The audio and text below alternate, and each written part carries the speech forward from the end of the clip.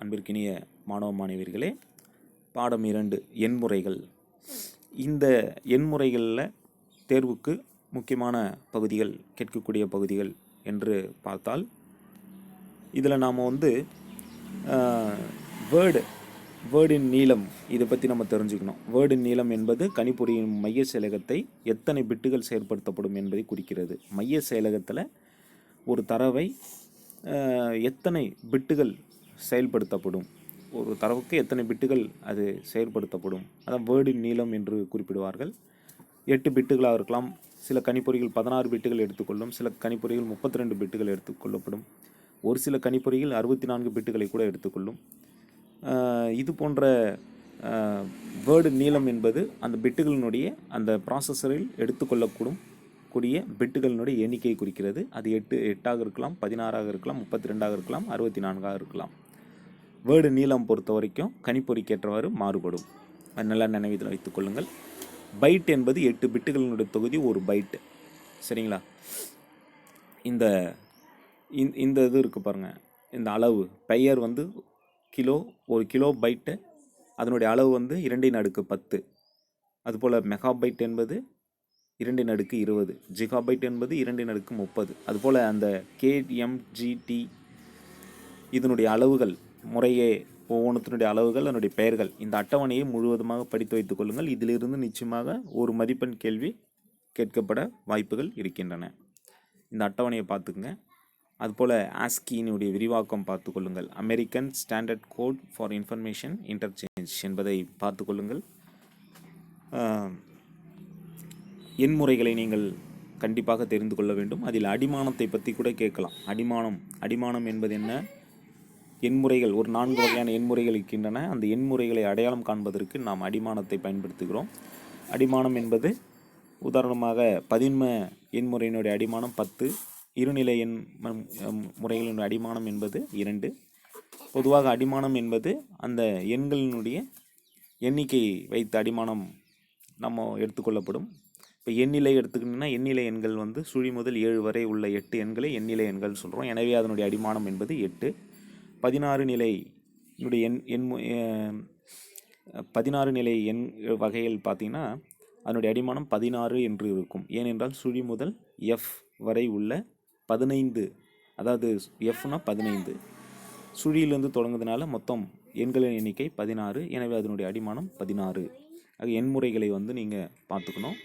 எண்முறை மாற்றங்கள் கேட்கலாம். இருநிலை எண்ணிலிருந்து பதின்ம எண்ணுக்கு மாற்றுவது, பதின்ம எண்களிலிருந்து இருநிலை எண்ணுக்கு மாற்றுவது, இந்த எண்ணிலை மாற்றங்கள் இருக்கு இல்லையா, இதெல்லாம் நான் உங்களுக்கு ஏற்கனவே அனுப்பியிருந்தேன். இந்த எண்ணிலை மாற்றங்களை நீங்கள் பார்க்கலாம். ஏன்னா இதிலிருந்து கண்டிப்பாக 2 மதிப்பெண் 3 மதிப்பெண் வினாக்கள் கேட்கலாம், 5 மதிப்பெண் வினாக்களையும் கேட்கலாம். ஒரு குறிப்பிட்ட எண்ணிலிருந்து மற்ற எண் முறைகளுக்கு மாற்றக்கூடிய அந்த கேள்வி நிச்சயமாக கேட்கப்படும். எனவே அந்த பார்த்து கொள்ளுங்கள். இந்த பயிற்சி பட்டறையில் உள்ள கேள்விகளை நீங்கள் கட்டாயம் பார்க்கலாம். ஏனென்றால் இதிலிருந்து கூட கேட்கக்கூடிய வாய்ப்புகள் இருக்கின்றன. இந்த அட்டவணையை பாருங்கள். பதின்ம எண், இருநிலை எண், எண்ணிலை எண், 16 நிலை, அதனுடைய ஈக்குவலன்ட். இதை நீங்கள் நேரடியாக இப்போ பார்த்தீங்க அப்படின்னா, எண்ணிலை எண் 3 இருக்குன்னா அதுக்குனுடைய இருநிலை எண் பார்த்தீங்கன்னா சுழி 1 1. 16 நிலை பார்த்தீங்கன்னா 3, அதாவது 16 பொறுத்த வரைக்கும் 4 டிஜிட்டு, எண்ணிலையை பொறுத்த வரைக்கும் 3 டிஜிட்டு. அது நல்லா நினைவில் வச்சுக்கோங்க.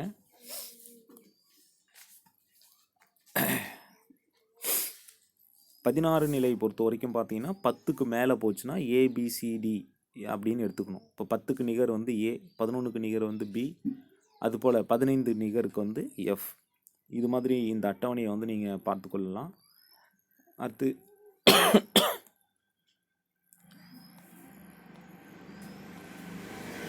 பாருங்கள், இதெல்லாம் இருநிலை எண்ணிலிருந்து, அதாவது பதின்ம நிலையிலிருந்து இருநிலைக்கு மாற்றக்கூடிய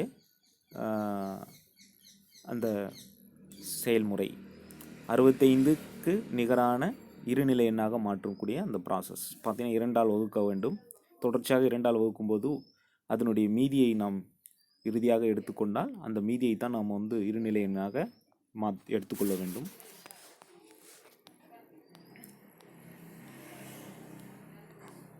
எண்முறை மாற்றங்கள் பார்த்து கொள்ளுங்கள். அடுத்தது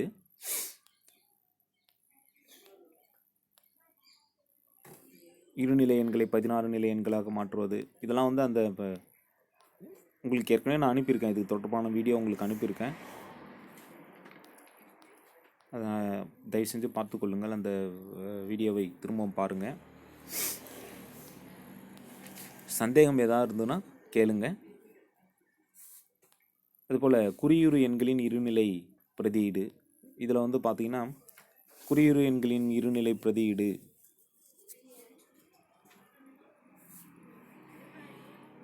இதுக்குண்டான வழிமுறைகள் வந்து சைன்டு 3 வகையான வழிமுறைகள் இருக்கின்றன. அதில் சைன்டு மேக்னிடியூட் ரெப்ரசன்டேஷன், குறியுறு அளவு பிரதியிடுதல், ஒன்று நிரப்பி 2 நிரப்பி. இதில் வந்து பார்த்திங்கன்னா ஒன்று நிரப்பி மற்றும் 2 நிரப்பி வந்து கேட்கலாம். முக்கியமான கேள்வி. ஒன்று நிரப்பி கொடுக்கப்பட்ட எண்ணை ஒன்று நிரப்பி காண்க அப்படின்னு கேட்பாங்க.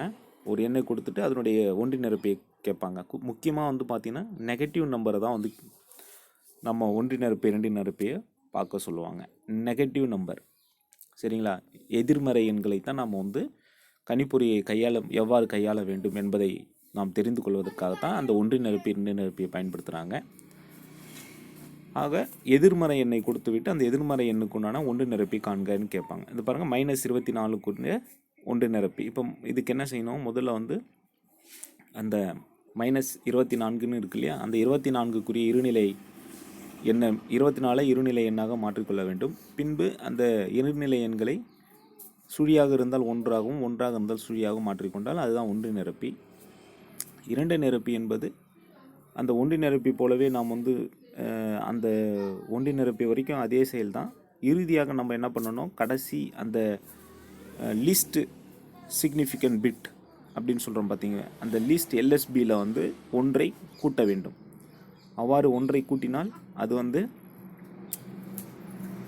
2 நிரப்பி. குறை மதிப்பு பிட்டுடன் ஒன்றை கூட்ட வேண்டும். அவ்வாறு கூட்டினால் அது 2 நிரப்பியாக மாறிவிடும்.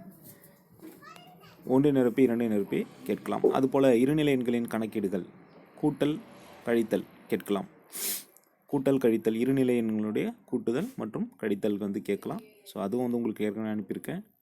இதெல்லாம் நீங்கள் வந்து 2வது பாடத்தில் கேட்கக்கூடிய முக்கியமான கேள்விகள். இது இல்லாமல் நினைவகத்தில் எழுத்துருக்களின் பிரதியீடுகள், இதில் வந்து பிசிடினா என்னன்னு கேட்கலாம். ஆஸ்கி பற்றி கேட்கலாம், சரிங்களா? இதெல்லாம் வந்து பார்த்திங்கன்னா 2 மதிப்பெண்ணில் கேட்கலாம். 2 மதிப்பெண் அல்லது 3 மதிப்பெண்ணில் இதெல்லாம் வந்து கேட்கலாம். 2வது பாடத்தில் இதுதான் வந்து முக்கியமான கேள்விகள். இன்றைய வகுப்பில் வந்து நம்ம இந்த 2 பாடங்களுக்குரிய முக்கியமான பகுதியில் என்னென்ன அப்படின்னு பார்த்தோம். இதை வந்து நீங்கள் படிச்சுக்கங்க. கண்டிப்பாக இப்போ நான் குறிப்பிட்ட அந்த பகுதியிலிருந்து கேள்விகள் நிச்சயமாக கேட்கப்படும். அதனால் அந்த கேள்விகளை சரியாக பார்த்து படித்து கொண்டீர்களானால் மிக எளிமையாக கணிப்பொறி பயன்பாடுகள் தேர்வில் நல்ல மதிப்பெண்கள் எடுக்கலாம். வாழ்த்துக்கள். வணக்கம். நன்றி.